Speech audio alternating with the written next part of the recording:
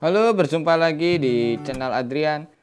Ya, pada video kali ini kita akan bahas mengenai pelajaran PKN yaitu kelas 7 dengan judul Norma dan Keadilan.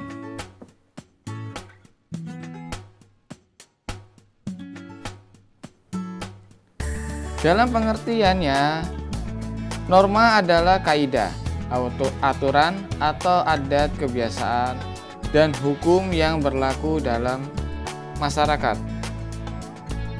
Tentunya pada norma itu ada bermacam-macam ya. Norma itu dibagi menjadi 4. Apa saja? 1. Norma agama. 2. Norma kesusilaan. 3. Norma kesopanan. Kemudian yang terakhir adalah norma hukum. Mari kita akan belajar dulu membahas mengenai norma agama.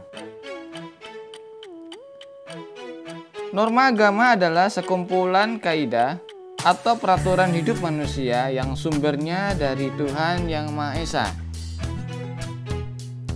Penganut agama meyakini bahwa apa yang diatur dalam norma agama berasal dari Tuhan Yang Maha Esa, yang disampaikan kepada Nabi dan Rasul-Nya untuk disebarkan kepada seluruh umat manusia di dunia.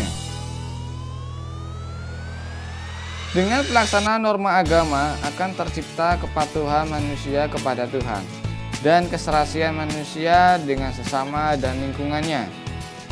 Tentunya pada norma agama ini itu kita udah tahu ya, di Indonesia ada 5 agama ya. Yang pertama yaitu agama Islam, lalu yang kedua yaitu agama Kristen, yang ketiga adalah agama Katolik, lalu yang keempat adalah agama Buddha, dan yang kelima adalah agama Hindu ya. Lalu tentunya masih ada lagi kepercayaan-kepercayaan yang lain yang belum diakui ya. Tapi tentunya itu sama saja, berbeda agama tetapi satu tujuan ya, sebenarnya cuma caranya saja yang berbeda. Tetapi sebenarnya sama arahnya, yaitu kepada Tuhan Yang Maha Esa ya. Semua agama mengajarkan hal yang baik ya. Itu tentunya kita sudah tahu ya. Mengapa kok kita harus mengetahui norma agama? Nah, dengan mengetahui pelajaran norma agama seperti ini, kita harus tentunya tidak boleh ya membeda-bedakan kamu agamanya apa. Itu juga kita tidak boleh kamu ras apa, itu juga tidak boleh ya. Norma kesusilaan ya. Apa itu norma kesusilaan? Norma kesusilaan adalah suatu aturan sosial yang mengatur tentang cara manusia berperilaku yang bersumber dari hati nurani manusia itu sendiri. Tentunya tujuan norma ini adalah agar setiap individu memiliki nilai-nilai kemanusiaan yang sifat kesusilaan yang baik, sehingga keharmonisan hubungan antar manusia dapat terwujud. Tentunya pada norma kesusilaan ini juga memiliki ada orang yang melanggar ya. Nah, pelanggar norma kesusilaan ini akan mendapat sanksi yang sifatnya itu adalah pribadi atau individual. Apa saja itu? Biasanya rasa malu ya, lalu menyesal, dikucilkan oleh masyarakat, bahkan bisa dipenjara. Sebagai contoh kita tidak sengaja misalkan saja mencelakai teman kita ya, tanpa sengaja. Tentunya kita akan merasa menyesal ya, melihat teman kita tidak sengaja lalu mengakibatkan mungkin dia lumpuh atau sakit. Tanpa rasa kita merasa menyesal ya, kenapa kok hal itu bisa terjadi. Nah, contoh seperti itu. Atau rasa malu, contoh kita memalukan diri kita sendiri ya. Bagaimana contohnya? Misalnya kita memalukan diri kita sendiri, kadang kita belajar dulu menggosip misalnya, atau ingin mencari-cari sesuatu yang aneh tetapi ternyata itu adalah salah ya. Kita ingin mencari kebenaran malah ternyata itu adalah cuma salah tangkap saja, lalu kita terjadilah rasa malu ya. Apalagi dengan dikucilkan masyarakat. Apa saja yang dikucilkan masyarakat? Misalnya kita suka gosip, itu tentu pasti akan dikucilkan oleh masyarakat ya. Masyarakat tidak suka dengan hal-hal yang berbau menggosipkan seseorang. Itu tidak baik. Pada kenyataannya itu tidak seperti itu ya. Bahkan ada lagi dengan penjara ya. Kalau di penjara apa saja? Biasanya kita mencemarkan nama orang baik ya. Maksud saya mencemarkan nama baik orang ya. Jadi kita misalkan saja kita punya teman, lalu teman itu tidak tahu terjadi apa-apa, kita memperburuk, mencemarkan nama baiknya. Misalkan, kamu tahu nggak itu orang itu misalnya si A gitu ya, suka mencuri loh. Padahal kenyataannya si A itu adalah teman yang baik dan tidak suka mencuri. Nah seperti itu ya, ingin menjatuhkan. Dan itu bisa dituduh dengan cara mencemarkan nama baik. Jadi hal ini semoga jangan sampai terjadi ya untuk anak-anak ya. Jangan pernah mencoba untuk menggosip atau mencemarkan nama orang ya. Soalnya nanti kita akan berujung bisa masuk penjara ya.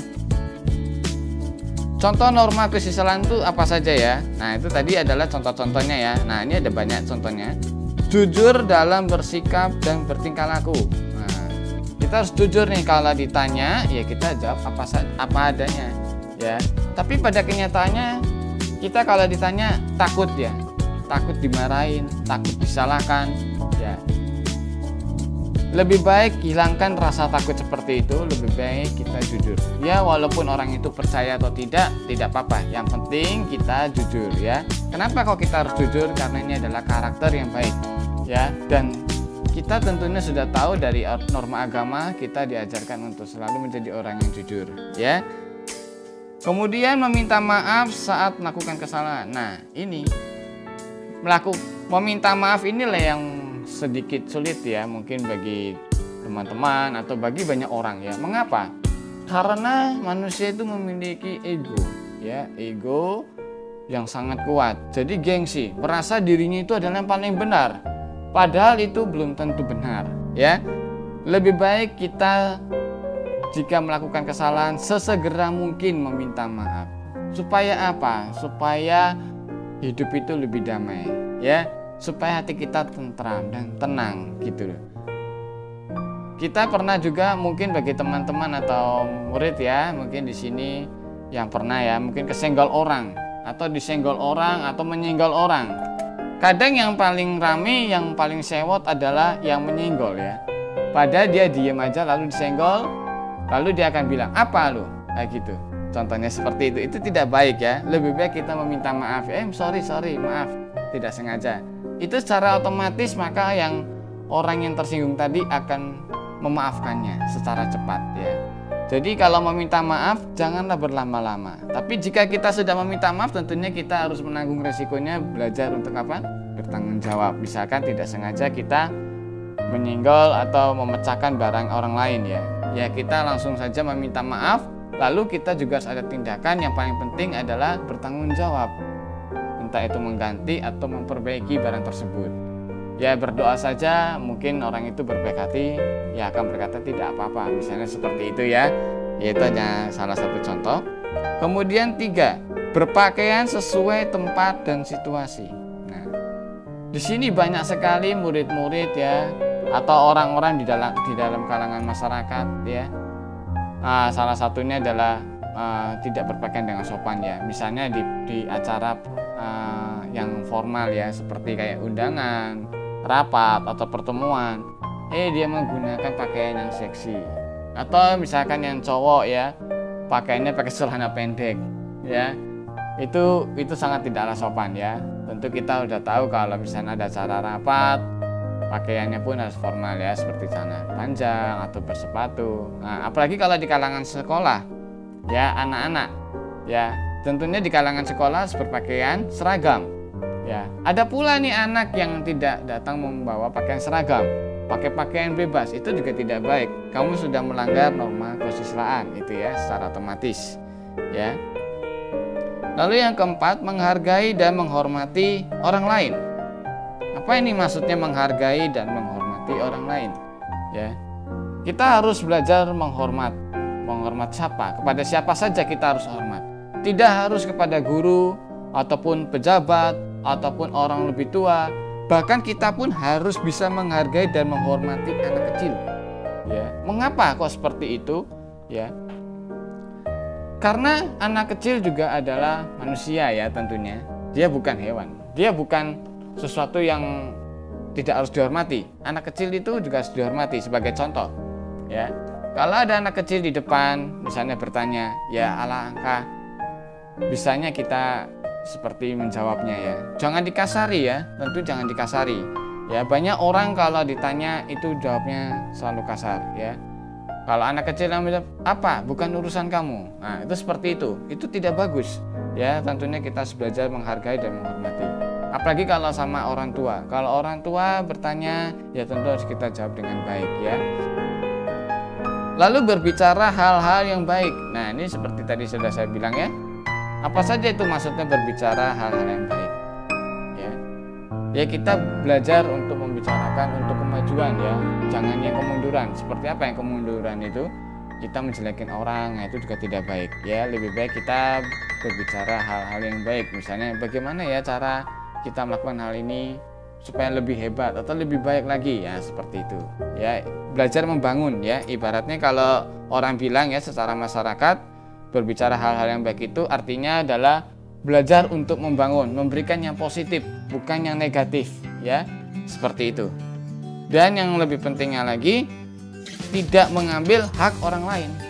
Nah, seperti ini. Misalkan sebagai contoh nih, apa sih sebagai contoh hak mengambil hak orang lain? Contoh kita diberikan kepercayaan kepada orang tua kita. Ya, kita punya kakak dan adik. Kakak tentu diberikan kepercayaan untuk membantu adiknya uang jajan, misalnya seperti itu ya. Lalu dibagilah, dikasih ke kakaknya. Misalnya yang pertama kakak A mendapat uang jajan 5.000. Lalu adiknya mendapat uang jajan juga sama ya, 5.000 dan 5.000 ya. Nah, kadang-kadang kakak itu biasanya berpikir begini, adik kan belanjanya kan sedikit ya, jajannya kan cuma sedikit, tak kasih aja deh 2.000, lalu 8.000-nya buat aku. Nah, itulah salah satunya. Itu tidak baik ya. Itu sama dengan kamu sudah mengambil hak orang lain.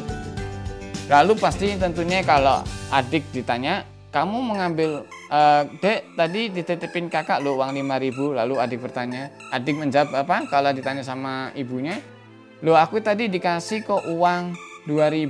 Nah, terjadi apa? Pasti akan terjadi, ibunya akan menjadi sangat marah ya, bahkan bisa melakukan hal-hal yang tidak baik. Nah, seperti inilah contoh-contohnya ya. Tentu sebagai anak-anak ya menengah ya remaja ya, kalau SMP kan anak remaja, ini adalah belajar hal-hal yang baik ya. Kita harus adil dan tidak mengambil hak orang lain ya, seperti itulah salah satu contohnya.